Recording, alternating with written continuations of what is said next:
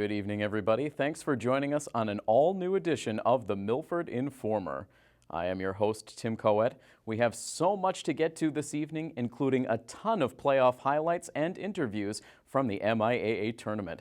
Let's jump right in by showing you tonight's top stories rundown. Tonight, hear a parent testimonial discussing the many exciting educational opportunities over at Milford Catholic Elementary School.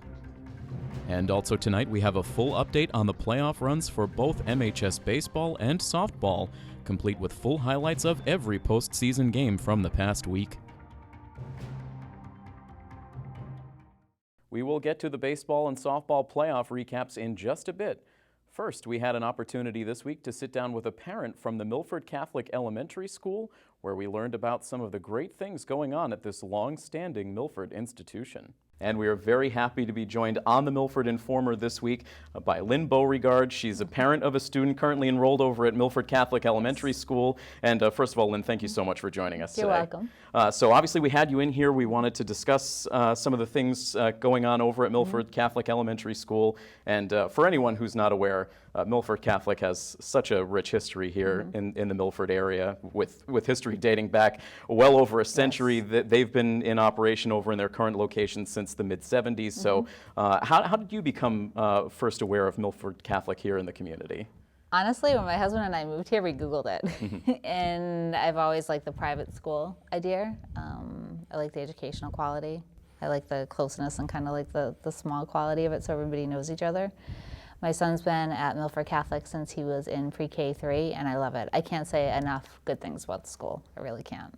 And there really is so much going on at Milford Catholic Elementary. You have grades K through 6 there for the education, but you also have the Little Angels preschool that allows the 3- and 4-year-olds to get exposure, and before and after school programs too. So they really give a comprehensive experience for really kids of all ages. It's amazing. So the school does start, pre-K 3. Like I said, that's when my child started. It's all educational based. One of the things I loved on the educational side too is that ever since my son has gone there, they have offered an added class that you can pay for if you want it. It's a STEM class, so it's science, tech, engineering, and math. My child's been doing this since 3. Wow. So talk a little bit about the process. You've obviously just recently gone through it of enrolling tuition. What are some of the details there that it's important to know for parents? So parents can go to our brand new website and get the registration forms online. You can call the school now and set up a tour. One of the things we are doing now, add a little bonus, any brand new family that registers for the school before June 13th, your $200 registration fee will be refunded towards your education in September, beginning of the school year. They just started offering a multi-child discount, which is massive if you have more than one kid. Like I personally just have one, but for those that don't, which is really, really nice. It's really easy. Like you said, you tour around, I can ask the teachers, the parents will be more than happy to follow up with questions, or if you have any questions, because sometimes it's nice to talk to a parent versus someone who works there. Sure. Fill out the registration form, drop off your check, and you're good. And they make it very, very easy. Preschool is a really nice way to get introduced to the school as well. Like we love the older kids as well, but that's, even if you're coming from somewhere else, you kind of understand that a little bit better. Some things important probably to talk about the preschools. They offer full-time and part-time days for people either 3 or 5 days. The tuition, I will tell you, is far cheaper than any daycare that you are going to find. It's an important point. Around here, it's important for people to know that. And as a working mom, one of the things that truly helps me out within the school is, pre-K 3 through 6th grade, they offer what's called on-demand childcare. Nowhere does that. Most places, schools you go to, they make you pick a day, you have to stick to that day, and if you have to use it a different day, you get to pray that they have an opening, and if they don't, you're stuck. And I always joke with people, I'm like, how am I supposed to know, 6 months from now on this day, I might need you to watch my child. Right. So for right now, I just shoot off an email. It starts as early at 7 in the morning, which is also really important to note because I've heard from other mothers, other places don't start that early. So again, if you're working, it makes it so much easier. It goes to as late as 5:45 at night. No, that's terrific. I'm sure that helps out all of those parents who have very varied sort of work schedules. Now, there was one point there that I really want to make sure I hammer home for our viewers, especially those of you who are watching us on our debut night this Friday or throughout this first weekend run of the Milford Informer. That date of June 13th, that's important because that's coming up right around the corner. So for parents who are out there who are considering possibly enrolling your child at Milford Catholic, can you just repeat that June 13th date? Yep. So if you go to the school and you register before June 13th, your $200 registration fee will be refunded towards your tuition at the beginning of the school year. What would you say to parents to encourage them to enroll their child at Milford Catholic? There's so many things that I could say. I mean, like I said, the education is amazing. My son's in kindergarten right now and he's reading and he's doing math. The fact that I can drop him off there and I don't worry about him, it's like family. Even the parents are like family. My favorite story about my child, and I might cry. So they do a library day there, and it's every Tuesday. And the deal is, if you don't, bring back your book, you don't get a new book. And I love that. Like, I love that they extend values of personal responsibility and consequences for your actions and things that I think personally are important nowadays, because we are responsible for our choices. But what was amazing to me is last year at 4 years old, I go to take my son's book and put it in his book bag. Sometimes as parents, we might do a little too much for our kids, and I go to pick it up. And he looks at me and he's like, "No, Mama, that's my responsibility." He's 4 years old. What 4-year-old says that? So it's the whole package. It's everything. That's terrific. So a lot of great information. And again, as you said, a brand new website there. We have all of the information for the website on the screen right now. So definitely take the time, read through the website, take a look at the enrollment information there. And I'm sure the school would welcome tours as well if parents are interested in taking a look. If you are interested, call up. We'll set up tours for you. Like I said, no problem at all. It's very, very flexible whenever the parents can get in there. And then if you're willing, they'll give your name and number to us, and one of the parents can follow up with you to answer any questions you might have.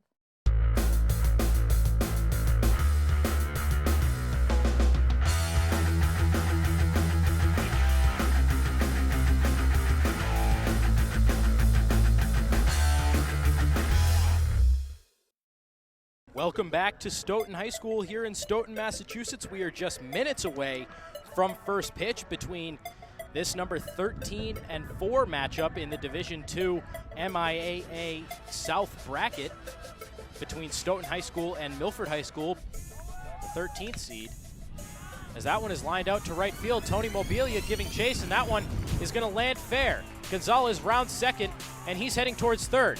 Gonzalez is coming home. The cutoff man is missed by Mobilia's throw, and Ryan Sullivan drives in the game's first run with an RBI triple during the regular season. As that one is grounded over to Tamani at short. He flips to Arcudi at second. The throw on to first to Allegrezza, and Milford turns two. A run does score.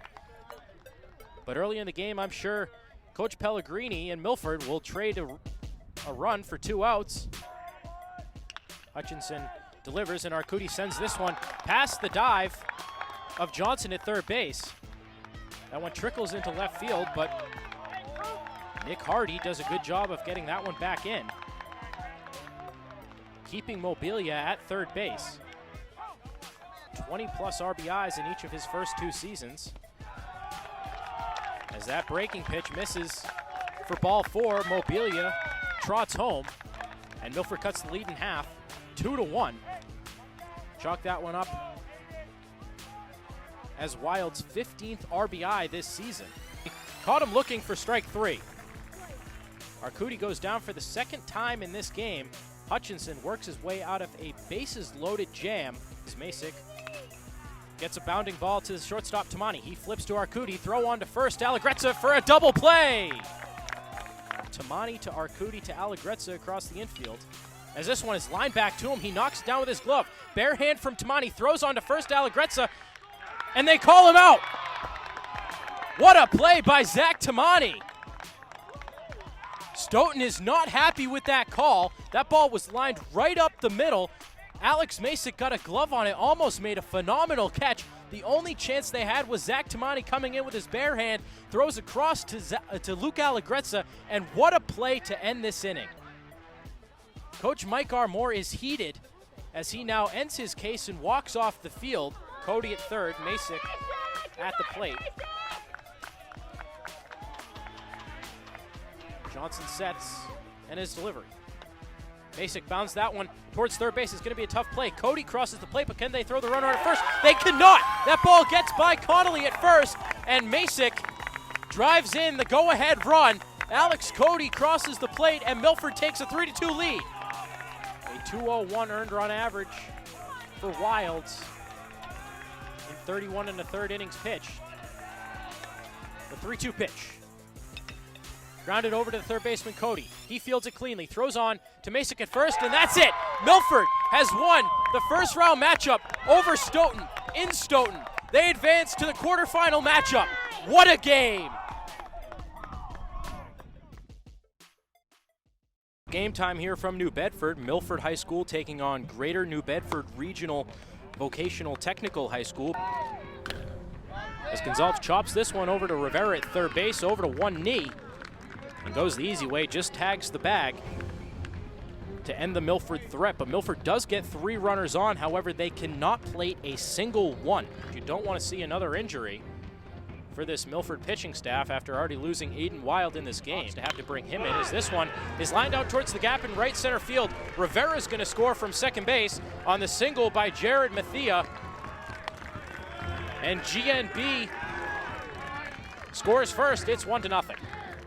Wild looking to change that as he sends this one right back up the middle, and that one's going to get through for a base hit. Aiden Wild coming through. Can't contribute on the mound for the rest of this game, but he ties this game at 1. GNB riding a 3-game win streak dating back to the end of the regular season. As that one gets by Masick at third base, he could have gotten a glove on it, but that one gets by him. And GNB pushes the go-ahead run across. Milford trailing 2-1 with 2 outs. Pitch from Lopez. Right down the middle for strike 3. And Milford goes down looking. Greater New Bedford continues their season and will advance to the semifinals after beating Milford by a final score of 2-1.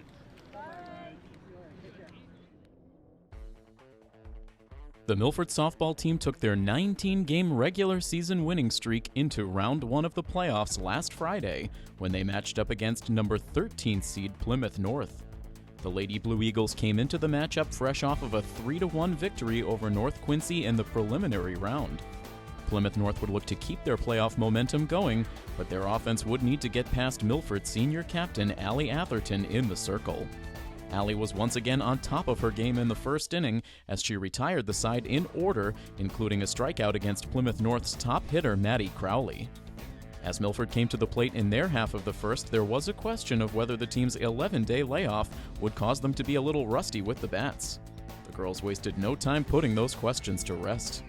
See if Coach DeVito has her on the move here in the first as Pierre Gustavo sends a fly ball out to center field. Ranging in is the center fielder Zanabani, but she can't make the catch. Irwin hustling on to third, and she gets there safely.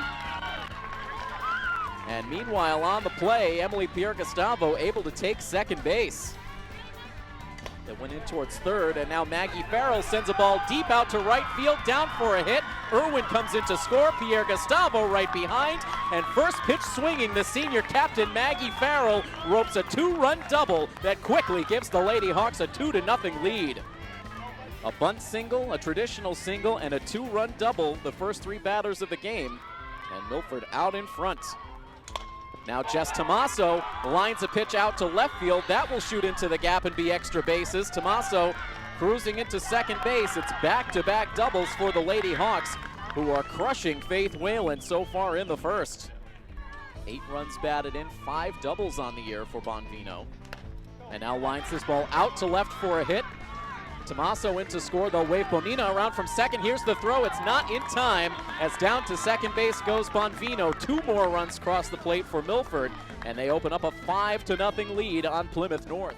Milford would send all 9 of their batters to the plate in the first, scoring 5 runs on 5 hits. Their offense would do more damage when they came to the plate in the bottom of the 4th. And Tomaso rips this ball out to center field. That's over everyone's head. It's off the fence, and it will mean 2 runs for Milford as Cormier crosses the plate. Irwin right behind. A 2-run double for Tomaso, her second double of the game, and that opens up the lead to 7-0 for the Lady Scarlet Hawks. Sends this ball out to the left center field gap, down for a hit. They'll wave Tomaso around from second base. The throw comes into second as Tomaso scores on the RBI single for the senior captain, Caitlin DeCapua, and Milford now up 8-0. That was more than enough run support for Atherton. She cruised through 6 innings, allowing only 3 hits while striking out 4. Kelly Reichert would pitch a 1-2-3 inning to finish things off in the 7th, and Milford would have no problem eliminating Plymouth North from the playoffs. Milford wins by a final of 8-0, and they move on to the quarterfinal round for the 3rd straight year. Unlike the previous 2 seasons, Milford did not have to travel to Silver Lake for the quarterfinals. Instead, they had a chance to play one final game on their home field as they welcomed in the number 10-seeded Norwood Lady Mustangs. Norwood survived an extra inning win against Stoughton in the prelims and then slugged their way to a 13-10 win at number 7 Walpole in round 1. With Allie Atherton once again in the circle for Milford, Norwood would enjoy some first-inning success at the plate. It all started with a floating liner off the bat of leadoff hitter Bryn Garzinski that got over Maddie Bonvino's head for a base hit. Garzinski would move into scoring position with a steal, and then the damp weather conditions would come into play on the Milford side. First, we'd see the ball slip out of Hartman's glove, allowing Garzinski to move to third. Then Norwood's Siobhan Reen would hit a grounder to second that Bonvino could not handle cleanly, and that would allow Garzinski to score, and Norwood would take an early 1-0 lead. The Mustangs would end up with a 2-out runner at third base, but Atherton was able to strike out Addie Hodson to end the inning. In the bottom of the first, Milford would go to work against Norwood starter Amanda Olbrees. With 1 out, Emily Pierre-Gustavo would drive a pitch into the left center gap that would go as an easy 1-out double. After a Maggie Farrell flyout, Jess Tomaso was able to ground one back up the middle, allowing Pierre-Gustavo to score, and quickly Milford would tie the game at 1. After Atherton enjoyed a 1-2-3 second inning, Olbrees looked like she was on her way to an easy second herself, inducing back-to-back pop-outs on the infield. After Maddie Bonvino kept the inning alive with a walk and then advanced to second on a steal, we'd see back-to-back crucial plays unfold. First, Shannon Cormier would send a roller to short. With Bonvino off on contact, the shortstop tries to swipe the tag on the runner, but can't make contact, and by the time she releases the throw to first, it is late and everyone would be safe. Kate Irwin would come to the plate next and she'd tap one back to the circle, but the ball would ricochet off the arm of the pitcher, allowing Irwin to reach, and Bonvino would come in to score to give Milford a 2-1 lead. From there, Norwood would learn the hard way that you simply cannot give this Milford offense extra outs. No, this is a situation that Maggie thrives in. And she swings at this ball, sends it deep out to right field, back towards the fence, and that ball is gone. A grand slam home run for the captain, Maggie Farrell. 4 quick runs on the scoreboard as Milford takes a 6-1 lead. Wasting absolutely no time, first pitch swinging. And Maggie Farrell once again flourishes in key situations, sending the first pitch over the right field fence for a grand slam. As Caitlin sends this one out to shallow right field, that touches down for a hit. No problem for Tomaso to come around to score as she was off on contact. DeCapua, a bloop single to right, will make it a 7-1 Lady Hawks lead.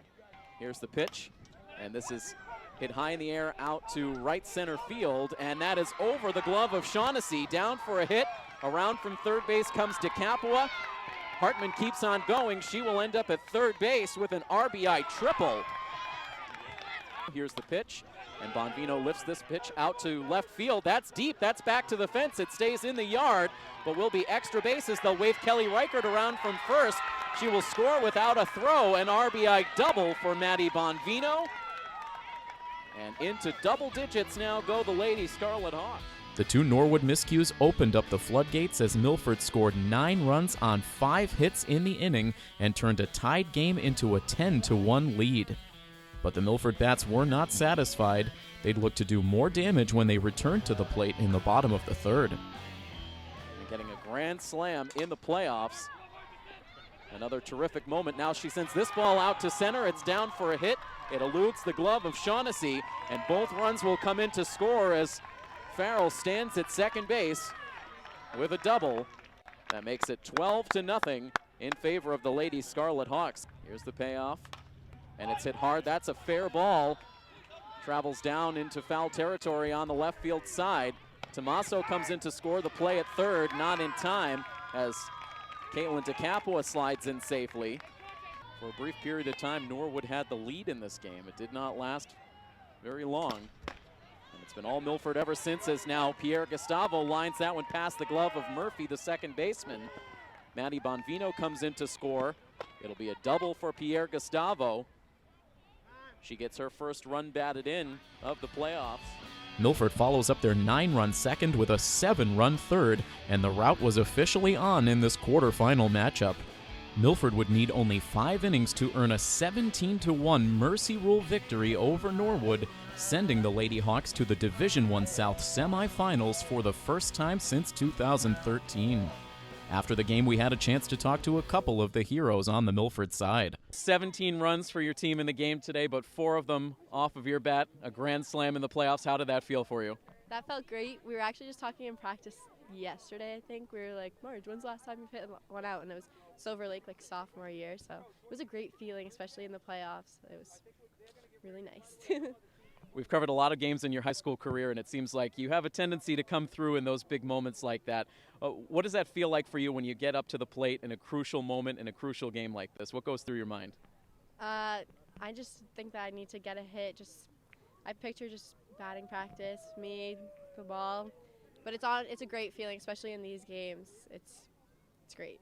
You're making it to the semifinal round of the playoffs for the first time in your varsity career. How does that feel? It's crazy. We were talking about it over there. Like, we're all so happy, but we can't let it get to our head. Like, we have to stay grounded. We have to do what we have to do. And, yeah, it's exciting, but, I mean, I think that we should be there. We've worked so hard. We just have to come out and play our game. As the playoffs continued, the scene would shift to a neutral site for the semifinals. Milford would make the trip to Taunton High School, where they would meet up with neighboring rival Hopkinton. The Lady Hillers earned the number 3 seed in the playoffs, going 18-2 in the regular season. Hopkinton was also fresh off an electric 10-inning victory over Somerset Berkeley in the quarterfinals. Both sides would once again send their aces to the circle. After Allie Atherton retired the side in order in the top of the first, Milford would try their luck against Hopkinton's Heather Holly. After Milford had struck out just once in their previous 2 playoff games, Holly would get a swinging strike 3 against Kate Irwin to open her outing. That would bring the newly named Hockomock League MVP to the plate for her first semifinal at bat. Right center field fence. Another one on the way to Pierre Gustavo. This is a high fly ball out to left field, back towards the fence, and that ball is gone! Just sneaking out over the left field fence. A solo home run for Emily Pierre Gustavo, and just 2 batters into this first inning, Milford takes a 1-0 lead. After allowing that solo shot, Holly would lead off the top of the second inning at the plate, and she'd drive a ball out to center that would quickly make it to the fence, and Holly would wind up with a double. A single and a fielder's choice would result in a 2-on-1-out chance for Hopkinton's designated player, Julia De Benedetto. Julia would hit a slicer out to center that would drop for a hit, allowing the runner to come around from second, and that would tie the score at 1 apiece. Atherton would escape the inning from there, but she'd find herself in an even bigger jam in the third. With runners at first and second and 2 outs, Allie would surrender a walk to Lindsay Whittles, giving Hopkinton a bases-loaded chance with Emma Murphy at the plate. But some big pitches for Allie would result in her first strikeout of the day, and the Hillers would squander the scoring chance. With that boost of momentum, Milford would look to break the tie in the bottom of the inning. Maddie Bonvino would get it started with a leadoff single. She'd advance on a passed ball before Kate Irwin would drop down a bunt out towards the circle. She'd fly down the line, barely beating the throw from Holly, setting up a first and third 1-out opportunity. 34 total RBIs in 2017 with that first inning homer. And now slices this ball out to shallow right field, but on the move. The catch is made, the tag play at third, and Bonvino comes in to score. Katie Holly making the catch, but the throw to the plate late. And that allows Maddie Bonvino to score on the sacrifice fly. from Pierre Gustavo, and Milford retakes the lead at 2-1. And now here's Farrell. She dribbles this one to second base. A sliding stop from the second baseman, but a wild throw to first, and Irwin will come around to score. And Milford now establishes a 3-1 lead. Hopkinton would continue to pressure Allie Atherton when they came to the plate in the fourth. DiBenedetto and Lily Morningstar would both reach on base hits before Atherton would allow her second walk of the game, giving the Hillers another bases-loaded 2-out chance with their number 3 hitter Molly Bennett coming to the plate. Bennett would send a floater out to shallow center that looked like it could be trouble, but Pierre Gustavo was able to backpedal onto the grass to make the catch, and after failing to cash in on another bases-loaded chance, Hopkinton would find themselves with a total of 8 runners stranded through 4. It would remain a 3-1 game until the bottom of the 5th. Bonvino would reach on an error to open the inning. She'd steal second and advance to third on a sac bunt, leading to another RBI opportunity for Emily Pierre Gustavo. Here's the 0-1 pitch now, and it's a line drive out to center field for a hit. That will bring Maddie Bonvino to the plate. And you can tack a third RBI onto the stat line for Emily Pierre Gustavo, coming through for this team once again. And she gives Milford now a 4-1 lead. After Atherton enjoyed just her second 1-2-3 inning of the game in the 5th, Milford's bats would look for some insurance. Caitlin DeCapua would reach on a 1-out single, and then Milford's lone underclassman starter would step to the plate next. Emily hitless today with a pair of pop-ups, and swings at the first pitch and drives it out to left field, back to the fence, and that's over the fence for a home run, a 2-run shot for the catcher, Emily Hartman, and it pushes Milford in front 6-1. The entire team ready to celebrate with the sophomore. She comes through with a 2-run home run, Milford's second long ball of the day. As the game moved to the 7th, Atherton returned to the circle, hoping to deliver Milford to a semifinal victory. But Hopkinton refused to relent. Katie Holly led off the 7th with a base hit. After a ground out by Bennett, Heather Holly would send the first pitch of her at-bat deep out to right. Cormier couldn't track it down, and it would go as an RBI double, cutting the Milford lead to 6-2. Hopkinton would follow up with a single by Lindsay Whittles, and that would be the final batter of the game for Allie Atherton. Coach DeVito would bring Kelly Reichert into the game to try to nail down the save. Reichert would induce a ground ball to second off the bat of Emma Murphy. A run would score, but Milford would collect a force out at second, leaving the Hawks 1 out away from a trip to the finals. The bat continues for DiBenedetto. Another pitch on the way, and a grounder hit slowly to second base. Bonvino to first to get the out that ends the game, and Milford comes away with the 6-3 win. Milford moves on to the Division I South Championship game. Milford outlasts Hopkinton by a final of 6-3, and the Lady Hawks punch their ticket to the D1 South Championship game. After it was over, we caught up with the head coach of the Milford Lady Hawks.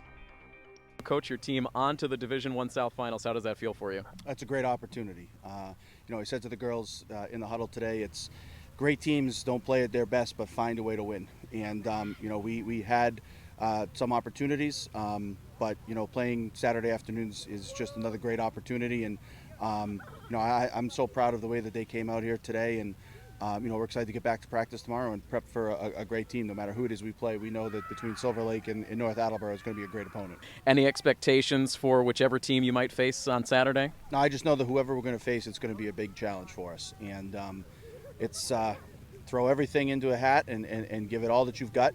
And that's exactly what we're going to do Saturday afternoon, and the chips will fall where they may. That is all we have for you this week. From all of us here at Milford TV, this is Tim Coette saying have a great week. So long, everybody.